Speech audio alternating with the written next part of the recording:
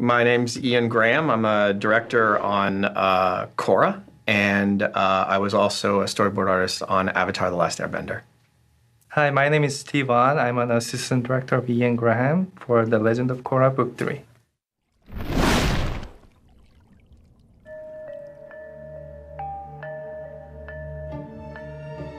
During the Stakeout episode, we spend a lot of time in one little apartment room. There's this tendency for artists, when they have characters in a room like that, just make it bigger so that they can fit everybody. But in order to keep it cramped, you had to be very logistically staged so that it still felt small, that we never got large, and they felt in confined space. But at the same time, we still got all the coverage we wanted to make it an interesting and a fun scene to watch. Hey, look! A pie show board! Mako, you want to play? Kinda busy here, bro. I'll play. It is a game that was actually made up in the Avatar world. Right. Looks like we have ourselves a pie showdown. Brian and Mike made up the game, but they didn't really make up all the rules to the game. Nickelodeon decided they wanted to make an actual game online from the game that we made up. So then we had to actually follow the rules that the guys on the website had come up with in order to put it in the game. So it gets very complicated. I win. What? Oh, all right, you know what? That was just a fluke. Best 2 out of 3. I remember Chris Palmer was reading this booklet of the rules, before he execute this storyboard.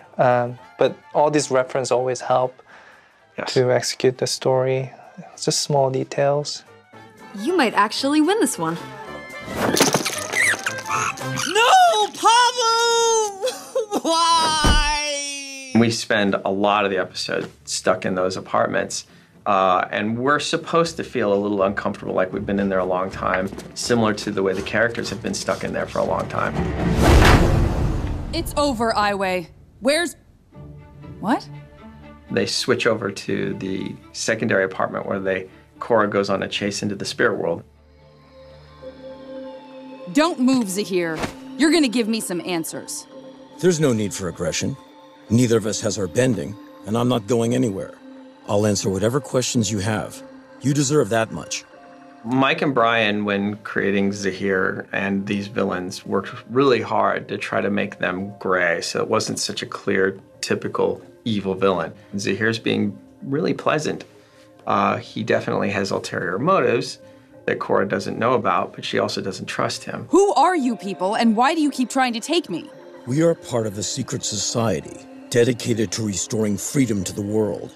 We are the Red Lotus. With them both sitting across from each other, it's done very, almost like classic Chinese or even Japanese, like where these two strong icons sitting across from each other. And they're having this conversation at a distance because it keeps them safe. Zahir has the high ground, and we did this visually. Brian's idea originally was to keep him just a little higher than Korra. So by having Zahir having the high ground and Korra having the low ground, you can feel that kind of weight between the two of them, and it gives him a little more power. It's also a very pivotal moment because it's the first time we really get to see behind Zahir. Avatar Korra, Misty Palms Inn. Find her. It's kind of hard to be in this meditative state and the real world simultaneously. Most people can't do it. I believe Zahir can do it because he's just spent a lot of years training and practicing and meditating for this very moment.